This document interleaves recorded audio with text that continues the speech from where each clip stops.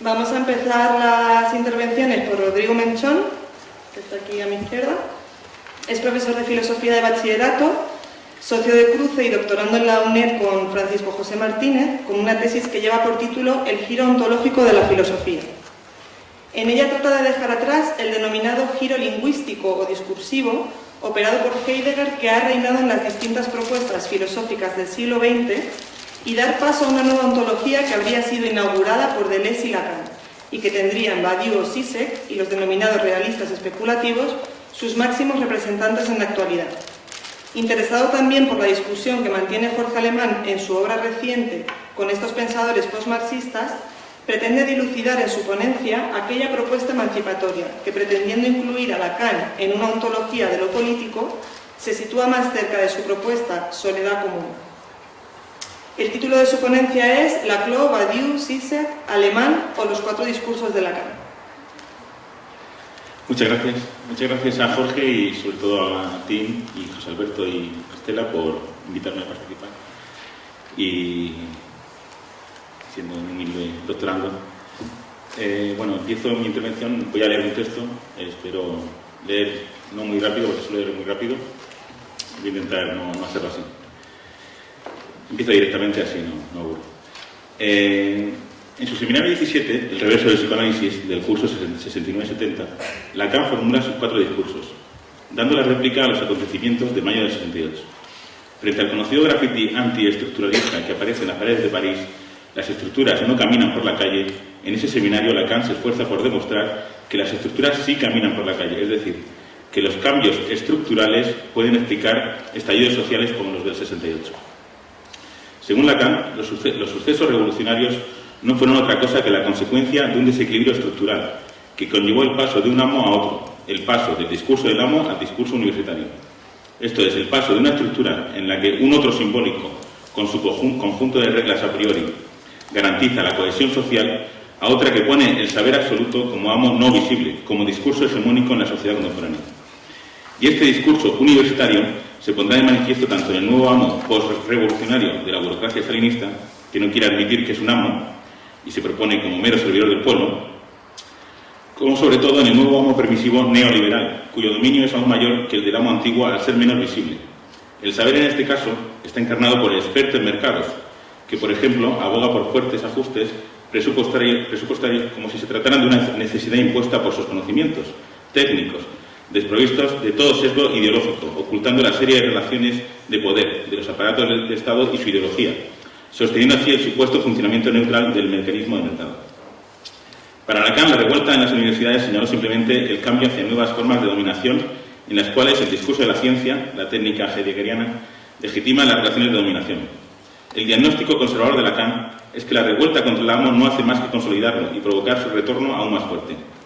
De manera que la duda dentro de la eficiencia de la figura amo puede ser complementada por el discurso universitario, representado por el imperio directo de los expertos, y legitimada por su conocimiento, pero también por el tercer discurso que articula Lacan, el discurso histérico, el del analizante, cuyo cuestionamiento permanente del amo puede ser directamente integrado en la reproducción social neoliberal de rendimiento y goce. De ahí también la famosa réplica de Lacan a los estudiantes revolucionarios.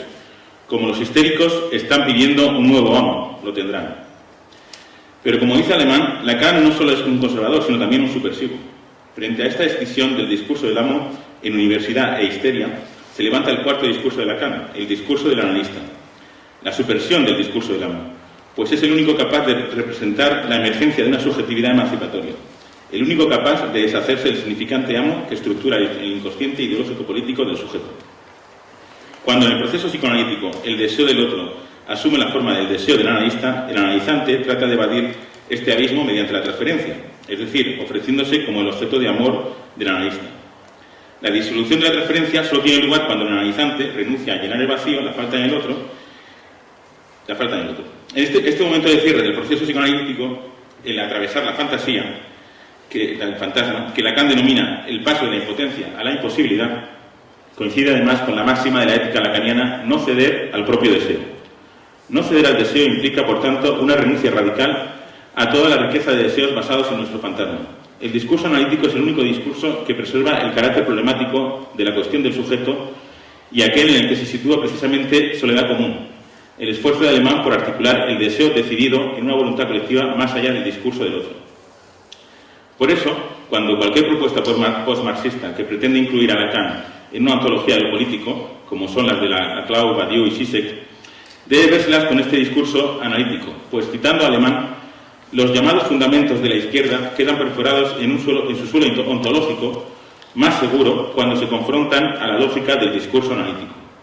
Esto supone preguntarse si las teorías de la hegemonía de Laclau, del acontecimiento en Badiou, de la ética de lo real en Zizek, se mantienen, parafraseando a Badiou, fieles a la concepción del sujeto lacaniano, y suponen así la realización práctica de Soledad Común de Alemán, de una voluntad colectiva que se articula en torno a lo incurable del sujeto.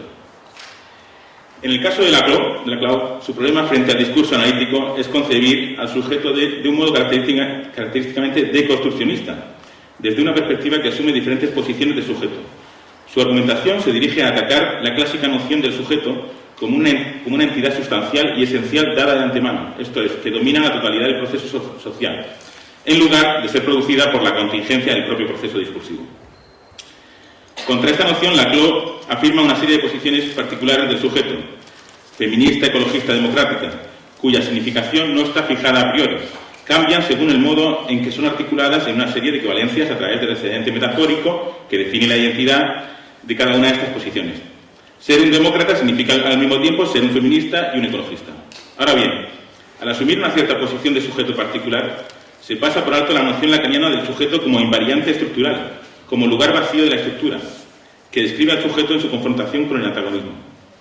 Según Zizek, el objetivo de este proceso de subjetivación, de asumir diferentes posiciones de sujeto, es, en última instancia, el de permitirnos evitar la experiencia traumática del antagonismo social mediante una construcción fantasmática. Asimismo, la noción de posiciones de sujeto de Laclau explicaría el problema que detecta Alemán en su articulación hegemónica, el de su punto de partida. Para Laclau, la demanda insatisfecha, feminista, ecologista, democrática, es la unidad mínima que va a lograr encontrar, junto con otras diferencias, una red equivalencial que las unifique. Pero el problema de la demanda insatisfecha es que, como nos dice Alemán, para ser formulada tiene que pasar por el lenguaje del otro, ofrecerse al otro en su propio idioma y prepararse incluso para ser rechazada como tal. Lo que supone que las demandas insatisfechas están contaminadas por el goce, porque hay demandas que, al ser rechazadas, gozan permaneciendo en su insatisfacción. Lo que puede cortocircuitar el ingreso de dichas demandas en una cadena equivalencial. El problema que tiene la demanda, en definitiva, es que conlleva una petición de ser aceptada por el otro, un querer ser reconocido en lo que se demanda. Por eso, según Soledad Común, para pensar una voluntad colectiva en sentido radical y transformador, habría que partir no de la demanda, sino de la dimensión del deseo, que no pide ya reconocimiento. Partir del deseo, que se justifica por sí mismo, que no necesita estar autorizado por el otro, ni hablar el idioma del otro. En este sentido, se podría decir que la concepción del sujeto de Laclau quedaría atrapado en el discurso de la histérica de Lacan. Tampoco, en el caso de Badiou, el sujeto es coextensivo a la estructura como tal, sino que se presenta como una rareza, algo que surge solo en las condiciones excepcionales en las que un acontecimiento interrumpe el funcionamiento normal de las cosas. Frente a Badiou hay que insistir en un sujeto universal, de modo que la fidelidad subjetiva a un acontecimiento vendría siempre después de la subjetivación primordial coextensiva con la condición humana, como diría Alemán, con Heidegger, con la existencia sexuada, mortal y hablante. Esta sería la diferencia fundamental entre Badiou y Lacan. El punto de partida de Badiou es el acontecimiento y su fidelidad a él, mientras que para Lacan el hecho primordial es el del sujeto y su imposibilidad. Y la fidelidad a un acontecimiento es secundaria, una posibilidad cuyo espacio abriría en todo caso la imposibilidad del sujeto. Por eso, como dice Alemán, cuando Badiou dice que el sujeto se incorpora a la idea y siendo fiel a la idea accede a la eternidad, lo que está intentando es conjurar la pulsión de muerte freudiana. En esta misma línea, en menos que nada, Zizek critica a Badiou el hecho de que un acontecimiento solo exista para aquellos implicados en él. Según Zizek, la emergencia de un acontecimiento afecta a la totalidad de este mundo. Nadie puede ignorarlo realmente. El acontecimiento, en su primera emergencia, causa ansiedad, y esta ansiedad afecta a todos los sujetos de un mundo. De modo que negar o ignorar el acontecimiento intentando reintegrarlo en las coordenadas del viejo mundo, son reacciones desencadenadas por esta ansiedad, modo reactivo de lidiar con el impacto traumático del acontecimiento. Ahora bien, con esta redefinición del sujeto en Badiou por parte de Zizek, el deseo decidido de soledad común de Alemán no estaría tan alejado de la fidelidad al acontecimiento, pues solo el deseo decidido por fuera del otro podría desplegar el coraje de enfrentarse al acontecimiento en todo su impacto traumático y transformar esta ansiedad en el entusiasmo kantiano de la lucha emancipadora. Por último, la concepción del sujeto de Zizek deriva de su nueva definición ontológica de lo real lacaniano. Desde la lógica del no todo lacaniana, Zizek entiende lo real no simplemente como un resto no simbolizable, como algo exterior a lo simbólico, sino como lo simbólico mismo privado de su exterioridad, de su excepción fundante. Y el sujeto no sería más que el límite interno que impide al campo simbólico realizar su identidad plena. Esto es la experiencia del antagonismo social. El común, por tanto, no podría conformarse apelando a una identidad común, a una empatía del tipo humanitaria. Y lo único que tendríamos en común sería esa soledad del santoma incurable que propone Alemán, de individuos reducidos al abismo de la impenetrabilidad no solo por los demás, sino también para nosotros mismos. Por eso, cuando se busca el proletariado en la sociedad actual, y Badiou lo encuentra en los refugiados o inmigrantes definidos como un proletariado nómada, una vanguardia virtual de la masa de gente cuya existencia no se tiene en cuenta en el mundo de hoy, este otro, o como diría Rancière, los sin parte, seguiría formando parte de la metafísica humanista que presupone un fondo humano de solidaridad global. Para Zizek solo existe una respuesta correcta para los que esperan la llegada de un nuevo agente revolucionario. Nosotros somos aquellos a los que estábamos esperando. Esto no significa que tengamos que descubrir que somos el agente predestinado por el destino, el proletariado guiado por la necesidad histórica para llevar a cabo la tarea, sino todo lo contrario, que no existe ningún gran otro que pueda venir a auxiliarnos. Contrariamente al marxismo clásico, en el que la historia está de nuestro lado, en la que el proletariado lleva a cabo una tarea predestinada de emancipación universal, en la actualidad el gran otro neoliberal está contra nosotros, y abandonado a sí mismo, el impulso interno de nuestro desarrollo histórico actual conduce a la catástrofe. En esta situación, desde la fidelidad del acontecimiento de Badiou, desde la ética de lo real de Zizek o desde la soledad común de Alemán, lo único que puede prevenir la catástrofe es el puro voluntarismo, el deseo decidido que nombra el discurso del analista, es decir, nuestra libre decisión de actuar contra la nueva necesidad histórica que nos hace más fácil imaginar el fin del mundo que el fin del capitalismo.